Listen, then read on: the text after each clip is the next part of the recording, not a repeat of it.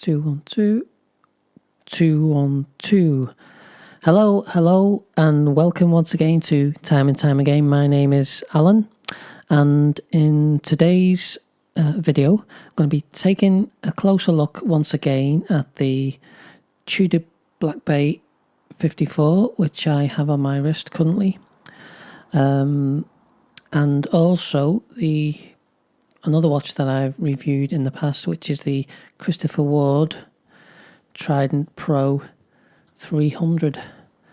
It's the C60 Trident Pro 300 38mm. So very, very similar size watches anyway. And of course, both dive watches and both suitable for a slender wrist. My wrist size is 6.125 inches, which is roughly, I think, 16 centimeters. So these two are a fantastic choice for like I say, a smaller wrist, or any wrist for that matter. But certainly, if you've got a smaller wrist, then these two are a great choice. Like I say, very similarly.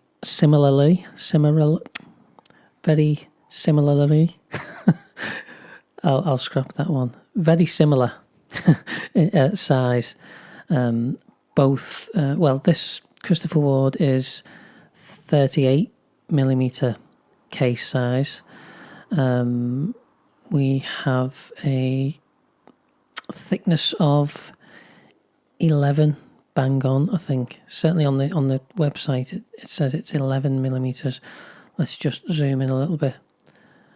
I'm filming this one today on the Samsung Z Fold 4. I usually use an iPhone, but I thought I'd give this one a go.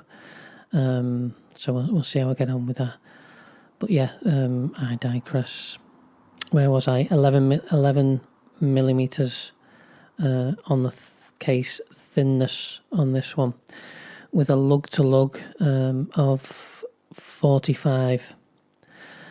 So if I'll just take this Tudor off my wrist for a second, and we'll put them side by side.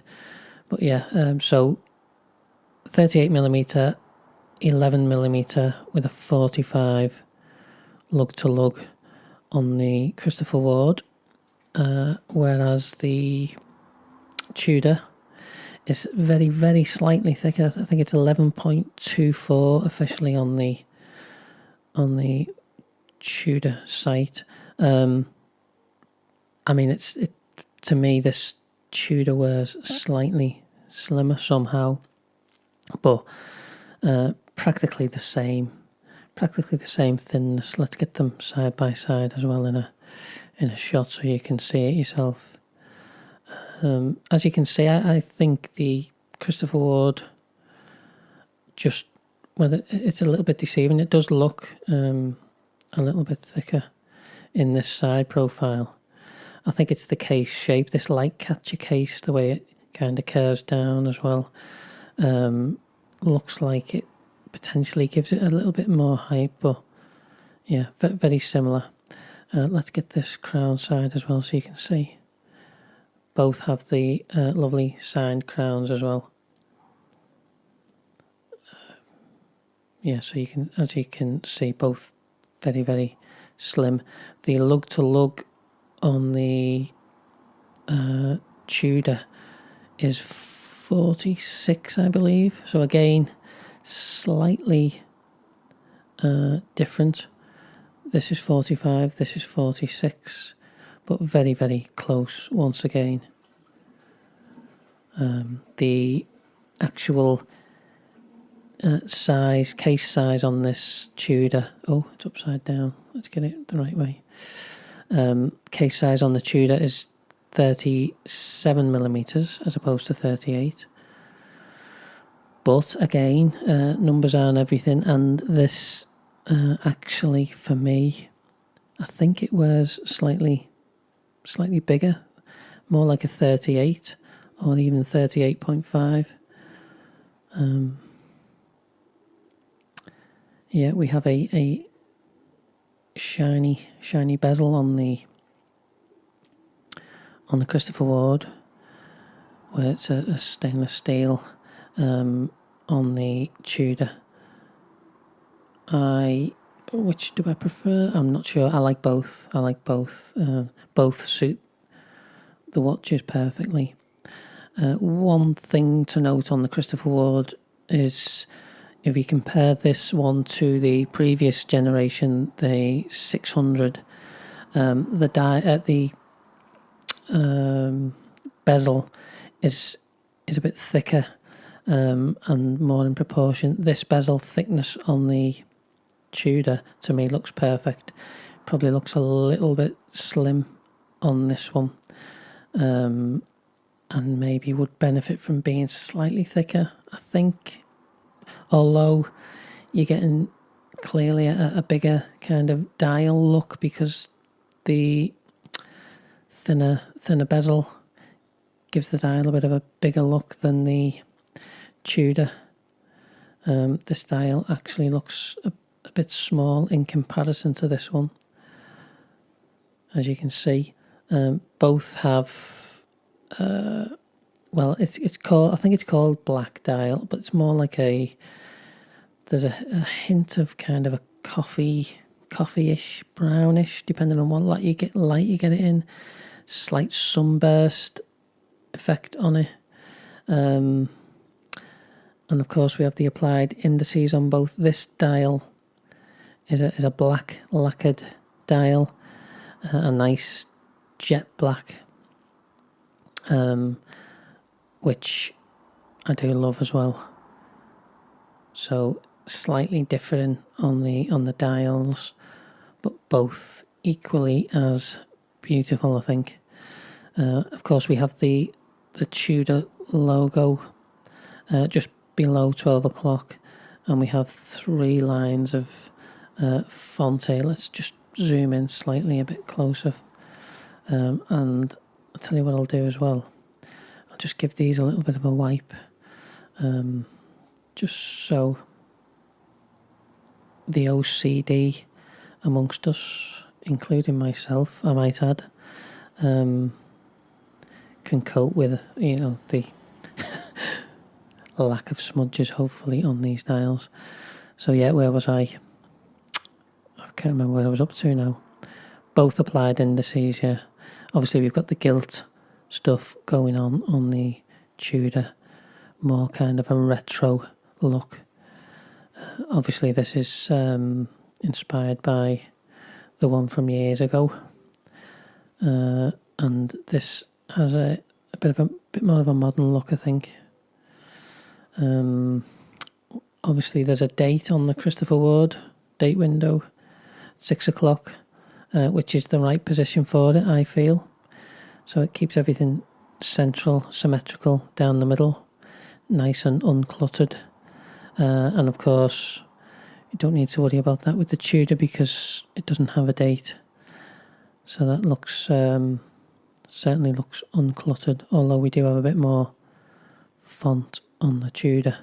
Snowflake hands, arrow hands on the Christopher Ward. They use these hands on a lot of their models. We have a red tipped seconds hand on the Christopher Ward, and we have the lollipop kind of circular, what you call it? Circular, I don't know what you call it. It's not the snowflake anyway, which some people were complaining about. They would like the snowflake seconds hand, but no, it's the circular one. This has got the counterbalance, the Trident Christopher Ward counterbalance on the seconds hand as well, and the Twin Flags logo, which I love. I think it's much better than the actual name written across the dial. That's a personal preference. I understand people actually quite like that and don't like this logo, but I do. We've got the red automatic to match the red on the second hands on that one as well.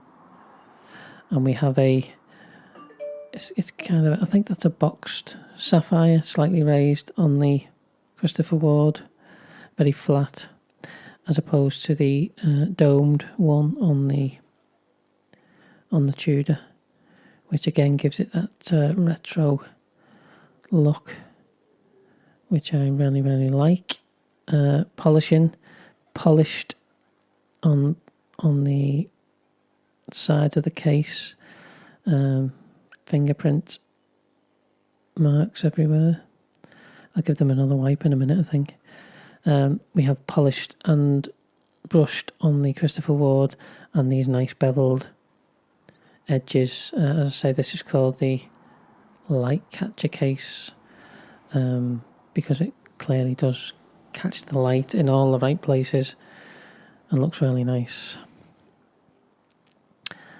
We have a beveled edge on a polished beveled edge on the the Tudor as well, obviously. Really high quality finishing, as you'd expect.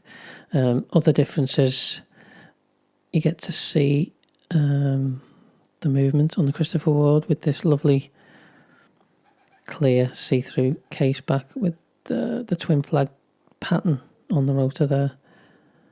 Really, really nice.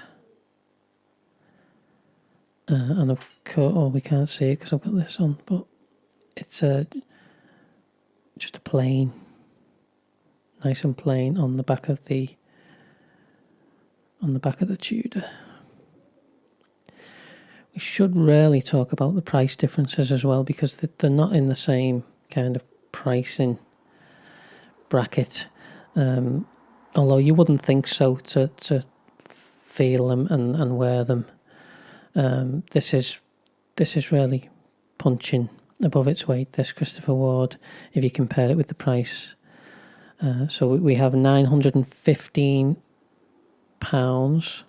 Great British pounds, for the Christopher Ward, which is $1,135 US. And on the Tudor, this retails at 3,200 Great British pounds, so it's more than 3 times the Christopher Ward price. But like I say, you wouldn't know it from getting hands on with them. It's hard to say whether the Tudor's worth more than 3 times the amount of money that the Christopher Ward costs. But you are getting a COSC certified in-house movement on the Tudor, and you're getting a Salita SW200-1 on the Christopher Ward, which is still a great movement. But the accuracy on the Tudor, I've had this Black Bay 54 for around about 4 weeks now, I think, and I only set the time on the day that I put it on my wrist, and so 4 weeks, it's currently about 8 seconds slow, but that's 4 weeks, so unbelievable kind of accuracy on that one. Haven't had the Christopher Ward on for a while, so I'm not too sure how it's running. I think it was about 3 or 4 seconds, so still fantastic accuracy on the Salita as well. Didn't do the pricing conversion for the Tudor US dollars. It's I'm using Google here to get the US dollars conversion, so it's $3,970 US dollars. Like I say, 3,200 Great British pounds for the Tudor. Both of these I have purchased on the bracelets. We'll have a look at those in a second. I'm just playing with different straps on them at the minute. This one that's on the Christopher Ward, £3.50, I think it was. It's listed as a Samsung smartwatch replacement band, quick release, 20mm. Oh yeah, I should say 20mm lug width on both as well. So it's they're both great for strap changes. This one is a little bit more versatile because it's basically black and white. Just that touch of red means it works with a red strap, obviously, as well. But I think because it is quite subtle, that bit of red on there, generally it's black and white. You can get away with all kinds of different colours, which is why I've got it on this blue one at the minute. I think it looks good on anything. The Tudor with the gilt going on and the more retro kind of look and feel isn't quite as versatile with regards to different coloured straps. This one, I've posted this on my Facebook page a few times, and it seems to be very popular. I think it is a great look on this watch, this particular one, this MN elasticated strap in this colour really suits it. But I've also had this on a black waffle rubber strap. It looks great on there. I'll show you that soon. I'll put it on there, and of course it looks fantastic on the bracelet as well, as does this. So at this point, I think I will show you them both on different straps. I'm going to actually show the tool that I use to change straps on the Tudor as well, and show you that actually you don't need a tool mostly on this Christopher Ward because of the quick release system that they've got on the bracelet. So let's put them to one side for a second. Sorry, it's going to be quite a long one, this, I think, but worth seeing just how easy it is to change the bracelet on this one, for instance. So, like I say, I've got it on this blue rubber. There's a quick release, really straightforward and easy to get on and off. It's as simple as that. What was that? 1 second, 2 seconds. Let's give this a wipe. Give it a wipe, and we'll get the if I can see it, the bracelet. So this is the Christopher Ward bracelet that it comes on. Also comes on a rubber strap as well if you want that option, but I always feel it's worth getting the bracelet because you can pick up all kinds of different rubber straps. The logo on the clasp, this is a particularly long clasp. Certainly if you can compare it to the, in fact, let's get the Tudor one and just show you it side by side with this. As you can see, the length difference is quite big. This is quite kind of bulky-ish, I would say. It's not a problem. Not to the point where it would stop me wearing it. Certainly not. And its length is probably the length of the watch as well, if you include the lugs. So that's about 46 millimeters, I'm guessing. And that is probably 2/3 of the size. And a little bit slimmer and a little bit more elegant in the way it feels and looks, I think, as you'd expect with the price difference. But we put that one down for a second and show you on this. It's a double pusher to release on this one. And it has this on the fly adjustment as well, which is superb. So you don't have to have a tool to start altering the size of this bracelet. I'm saying it's superb. I haven't used it for a while now. Just let me... How do we do... Oh yeah, it's just push and pull. Making it look hard, but it's not. So you pull this down and you've got, I think it's about 5 different points where you can have this. So that's really cool, that you don't need to start taking links out once you've got it sized, obviously. Good thing about this as well is it's screwed links and it's just on the one side, which makes it nice and easy. Some of the Christopher Ward I think they went through a spell of, or there's certainly one bracelet where they've got a screw on both sides, so that requires screwdrivers both sides, and it's a bit fiddly. This isn't the case on this one. Nice and easy to size. Still actually got a bit of the plastic on this. Yeah, so I'll show you as well just how easy it is to actually put on the watch. Let's make sure I've got it the right side up. So this is the bottom, this is the top. Don't worry about me banging it on there. That's just, it's not actual wood, that. So it's a nice soft material, thankfully. Where was I? Yeah, this is the top side. So, let's get it down here. Let's get it zoomed in. Just move a couple of things out the way. Zoom in a bit more. So yeah, like I was saying, really, really easy. Quick release bracelet on this. So it's a pinch.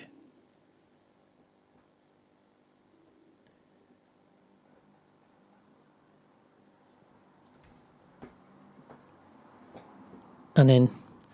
I made that look hard. The reason is I've got a microphone in front of me. I've got my camera stand and my phone. So it's not, I'm making it look not as easy as it is, but it is if you're not trying to do this on camera, and keep your mouth over the mic and keep the position where it needs to be so you can see.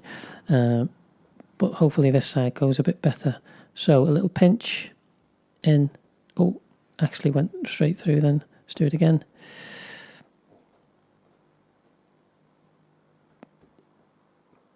Right, pinch, drop, and that's it. Simple as that. Even though I didn't make it look simple, it is really, really simple, which is just great for playing around with straps on this watch. You can do it so quickly and easily.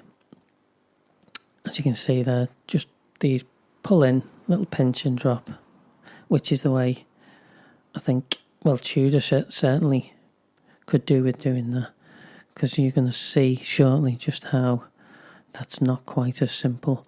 Let's just back up a little bit. Oh, that's the wrong way. Back up and give you a wrist shot on the bracelet. And there she is. Really, really lovely looking watch. And just the slimness of it. Hopefully you can see in this shot just how much it hugs the wrist. And yeah, it's probably the perfect size for my 6.25-inch wrist. Really slim. And the lug to lug, the span of the wrist, it's not going towards the edges, it's just in the centre, and I think that's just about perfect, which is why I've kept hold of it even though I've got the Black Bay 54. I alternate between the two because they both give me pleasure for different kind of reasons, I suppose, different looks, different styles, and with the Christopher Ward you can really easily start putting it on different straps. Again, I'll do that. I'll close out the video with showing different straps on this, so you can get a better idea of just how versatile that one is. So we'll put that one to one side, and we'll take a look at changing this and putting it on the bracelet. This is going to be tricky because of the same reasons I said about before, with this mic in front of me, the camera stand and the camera. So we'll see how it goes. But what I will do, or what I usually do when it's just on the pins like this, is a little pull. And don't actually need the tool to get it off that. as you can see. Nice and easy. Same goes for any watch, really. I only discovered that recently. I thought, just rather than using this is the Bergeon tool, which I will be using in a minute, but obviously you can use that to get them off, but I just feel that there's less danger of scrapes and scratches if I just manage to get it off with my nail like that. As you can see, that's really quite easy, isn't it? Let's put this strap to one side. Right, so here we go. This is this is going to be the tricky bit. So make sure I've got this the right way around. I want the top of the bracelet here. So this is the top. Right, I need the pin and the end link. So let's get that in. Oh, what am I doing? Need to put it on the bracelet first. Let's just move things over. Okay, right, line that up.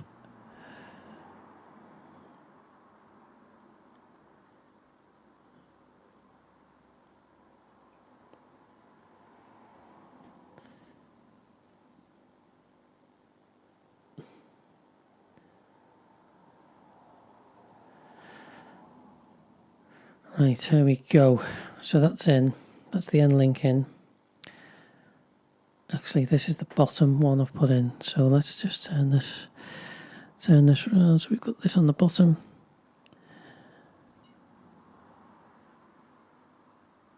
And let's see if we can get a better position here. Let's just tilt the camera forward. Whew. There we go. There's the tricky bit. This is the tool that you're best using for this. It's quite expensive for what it is. It's basically a pair of tweezers, but I think it retails about £120.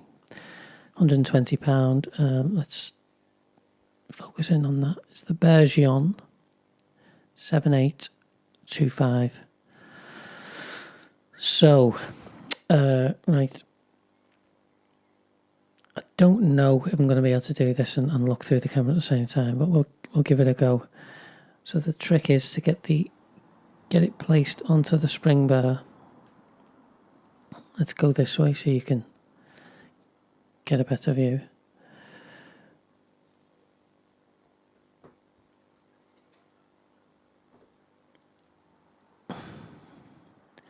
Right, so you can see the pin is actually sat on the lugs. This is where the marks can come from when you're trying to get it in. I'm actually gonna not speak through this now, so I can get a closer look. I may just put a little bit of music on in the background for this bit, and depending on how long it takes, I may just speed up the video. But we'll see. Let's give it a go and enjoy some music while you see me doing this.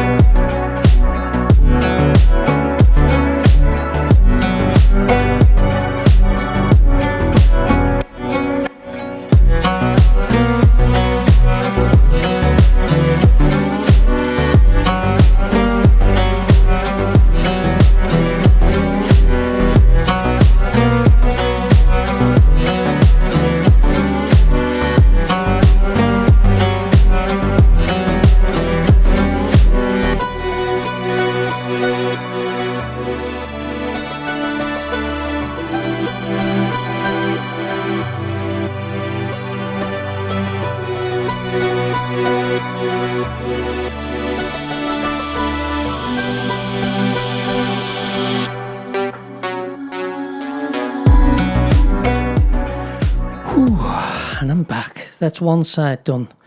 As you can see, nowhere near as easy as the as the Christopher Ward,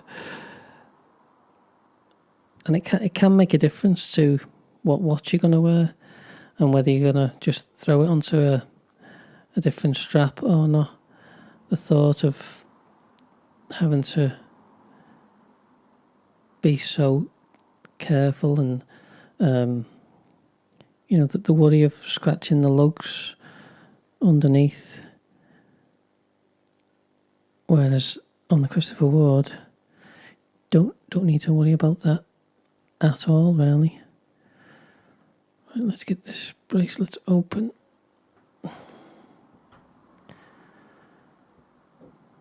And we'll do the other side.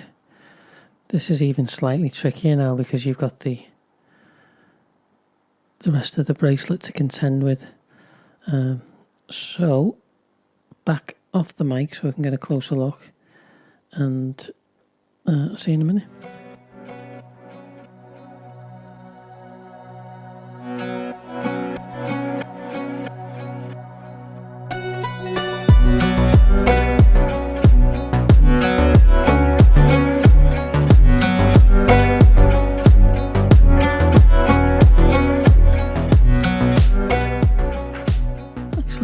That went quite well, that one.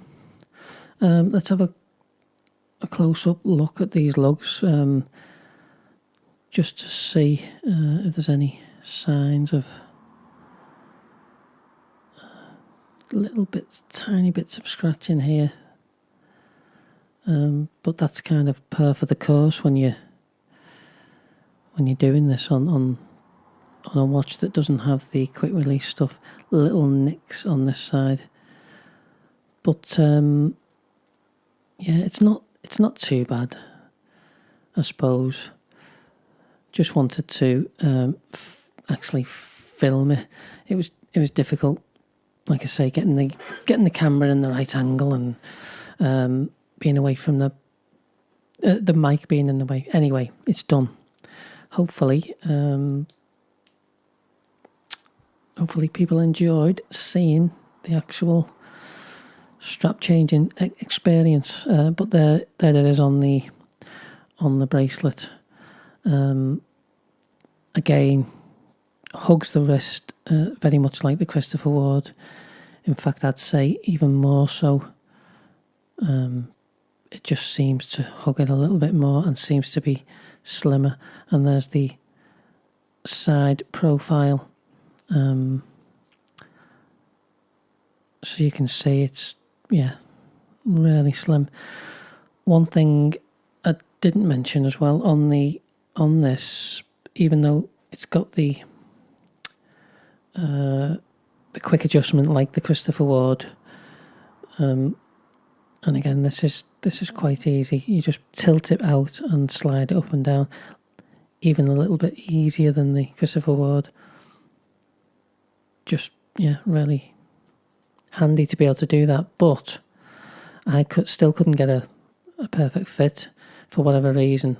I think I took about 4 links off, maybe 5, and I've had to get the Uncle Seiko half link, and that's just given me the perfect fit now and the ability to adjust on the fly if wrist is swelling with the weather or whatever.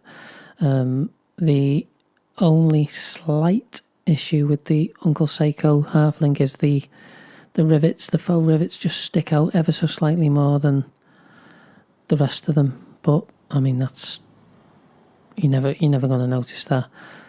Never. I think it's a good match for the bracelet, and because I've put it on the side of my wrist, on the outer side, I never actually see it when I've got it on.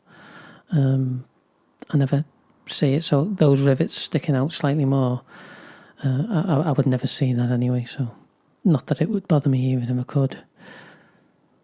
But there it is on the bracelet. Absolutely gorgeous. Okay, this is I'm towards 35 minutes now. This is a very long video. What I'm going to do is just show both of them on the wrist, and both of them on a few different straps, so you get to see them on different straps. So by the time this video goes out, hopefully, maybe I might have reached 1,000 subscribers with any luck. Thanks again to everyone who's already subscribed, and I look forward to doing some more videos on different watches. Hopefully this has been a nice little comparison between these two, both keepers for me in my collection moving forward. Yeah, and I'll see you on the next one. I'll leave you with some footage of different straps. Okay, cheers.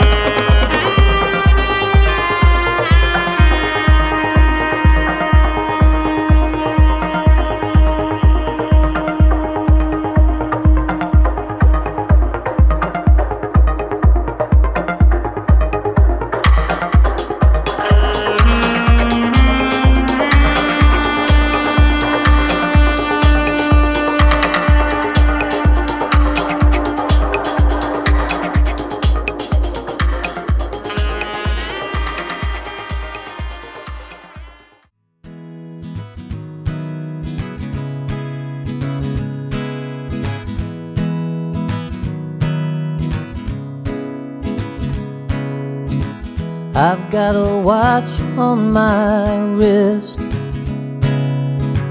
I never knew it could feel like this. Turns out it's not just telling time, it makes me feel like I'm alive. And I don't wanna hear that I've spent too much, 'cause I can't put a price on this love.